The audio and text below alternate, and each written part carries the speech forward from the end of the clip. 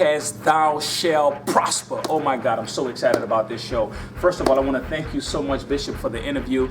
You know, it's so important to be led by the Spirit. I'll never forget it. I have an evangelism ministry that I'm on the streets six days out the week, everywhere. I'm talking about from Humble to Pearland. I'm all over the city, and I never work on Sundays. But this Sunday, the Holy Spirit told me to go where I was located at that day when I ran into you, and I had no idea who you was by face. Yeah. But when you told me your name, I was like, oh my God, I was so excited to meet you. So I want to thank you for allowing this interview to go forth.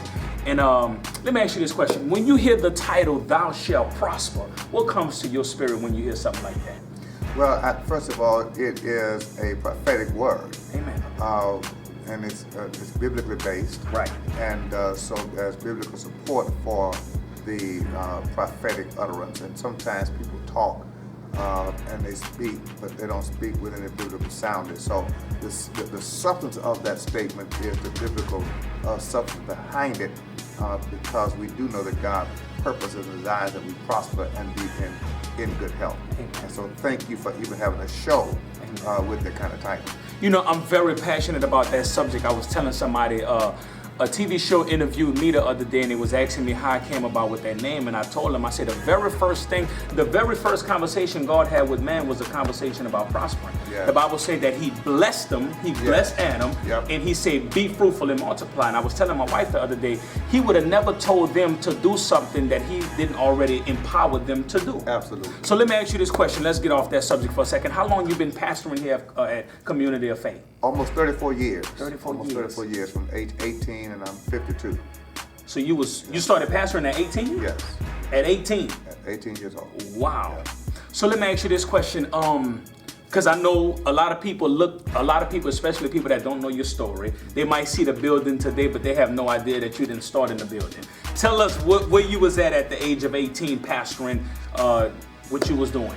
Well, I just finished high school at Waltrip High School, and which is only 5 minutes from this location. Okay. Where we are now.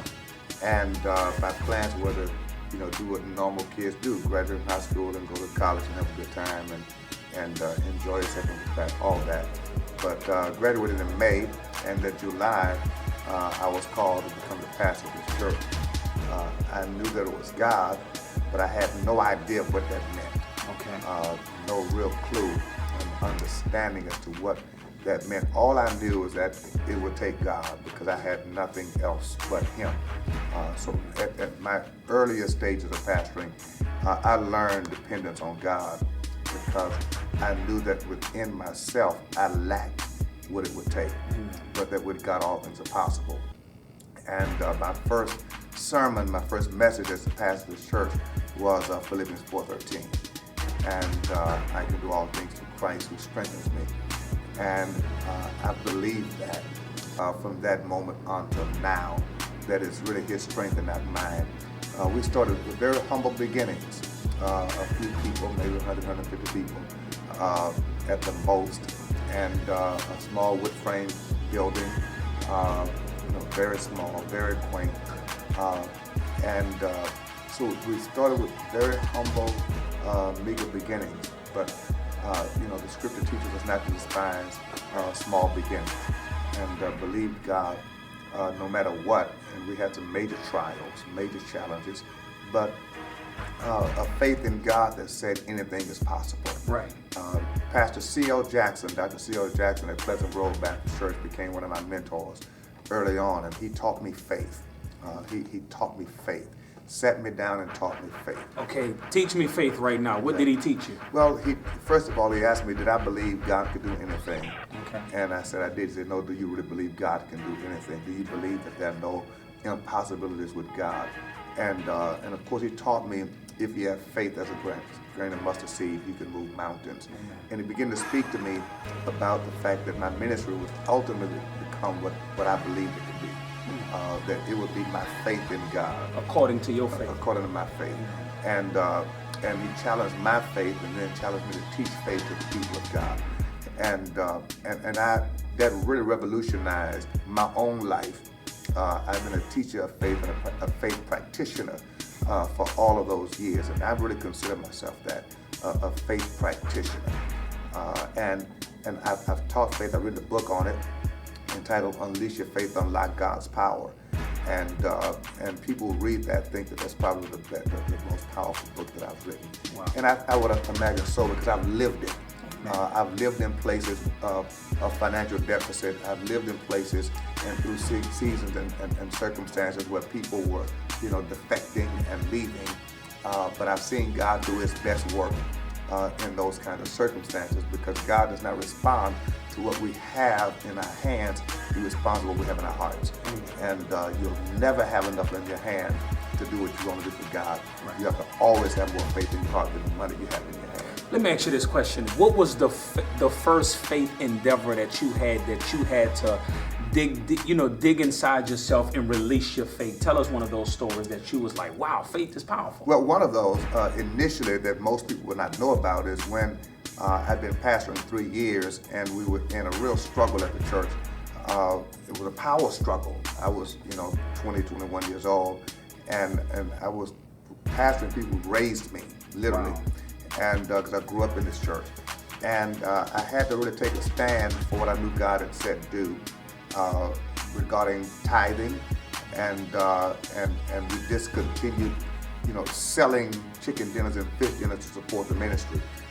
Discontinued Amen. That at that time, and it was a major challenge. I had to stand up against, the traditions of the church and people who have been doing this for decades and decades, who challenged me, and I stood and said to them, we won't sell any chicken, we won't find any fish, and we'll watch God pay the bills. Amen.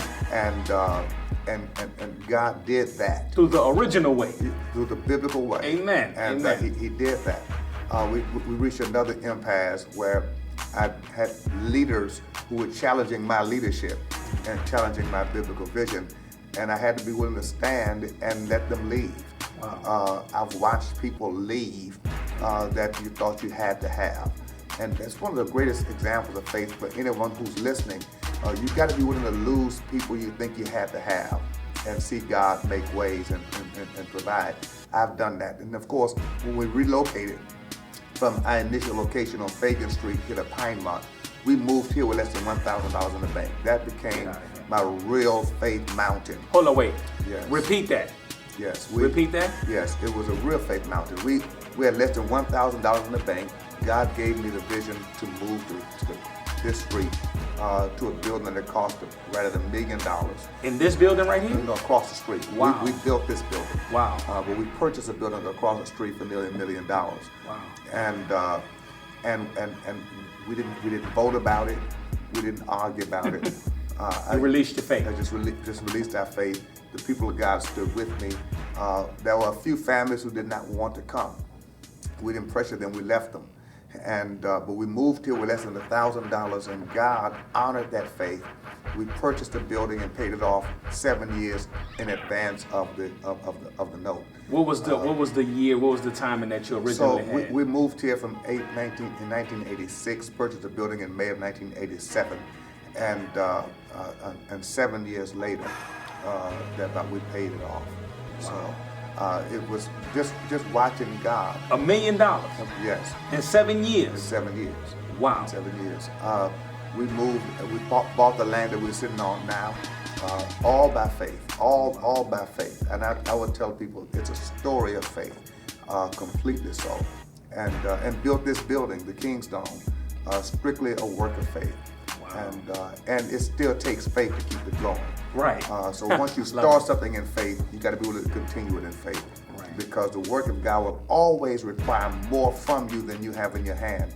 It requires faith because God has to have a reason to show up. Bill Winston says something all the time. He says faith is not a movement, it's a lifestyle. Absolutely. The Bible said that the just shall live by faith. Let me ask you